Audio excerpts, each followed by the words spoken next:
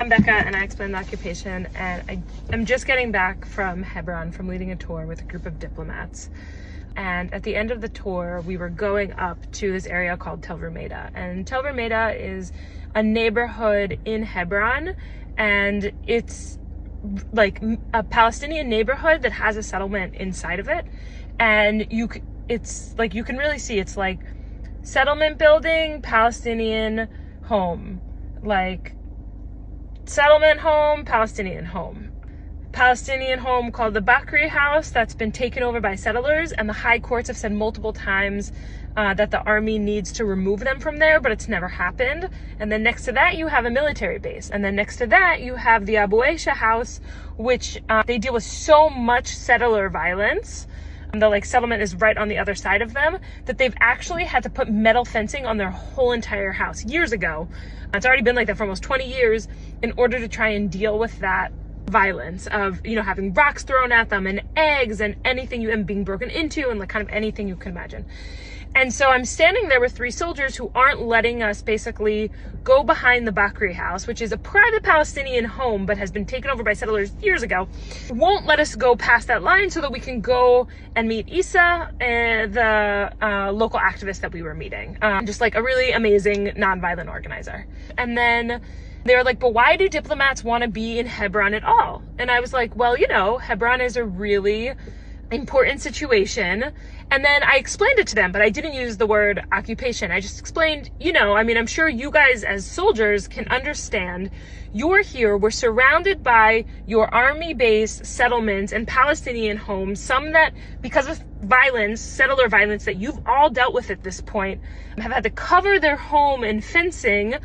And, you know, I don't know if you guys know this, but it's also, you know, it's illegal for there to be settlements in the West Bank. And, you know, we're not in Israel right now. We're in what's part of the biblical land of Israel, of course, and we're in a city with Jewish connection, but we're not in the state of Israel right now, right? Since 1967, there's only been military law here. And so I basically kind of explained the concept of the occupation, and they were like, wait, really? Like, what do you mean this isn't Israel? And I was like, yeah, it's not, this isn't part of the state of Israel. And then I was like, yeah, so, you know, you guys are here, and as I'm sure you've already started to understand, you're not solely carrying out security. You're not even solely carrying out security for the settlers who live here, but you're carrying out a political mission in the West Bank. And I told them, and I get that because I did that too. And they just kind of went silent. And I'm pretty sure this is the first time that they've thought about it in those words. It was a good conversation. But I see a lot of people on the internet talk about how it's not possible that Israelis don't know about the occupation. And I just want to say, these three soldiers who are in Hebron right now do not understand, do not really know about the occupation. And they're the ones carrying it out. And that is not rare. And it's not their specific failure by any means, but rather the success of the system, of the state, to make it so that we have no idea what the occupation looks like, how it functions. You know, even in Hebron, those soldiers have been there for a month. They're going to be there for a total of about 4 months, and then they're going to leave. And other soldiers are going to come in, and we're going to go through this process all over again. And this is partly how the occupation deepens, because most Israelis don't understand how it functions, and then they're sent to uphold it, still only knowing a really small amount of what they do specifically, and not the whole system. Did they know that the house that we were standing in front of was taken over by settlers, and the high courts have actually told the army that they need to get rid of it? Absolutely not. Yeah.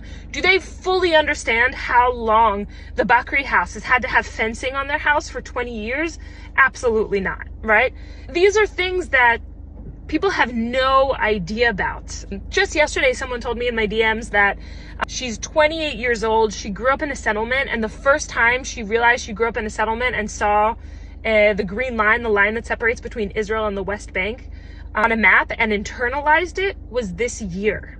And it's not because she's a failure. It's because the state succeeds very, very well in making sure we're not educated about how the occupation functions or that it even exists. And the best way to keep the occupation going and to deepen it is to make sure that people have no idea what it is or how it functions. Because if you don't know what it is and if you don't know how it functions, you're not going to fight against it. And I just thought that was a worthwhile anecdote to share with y'all.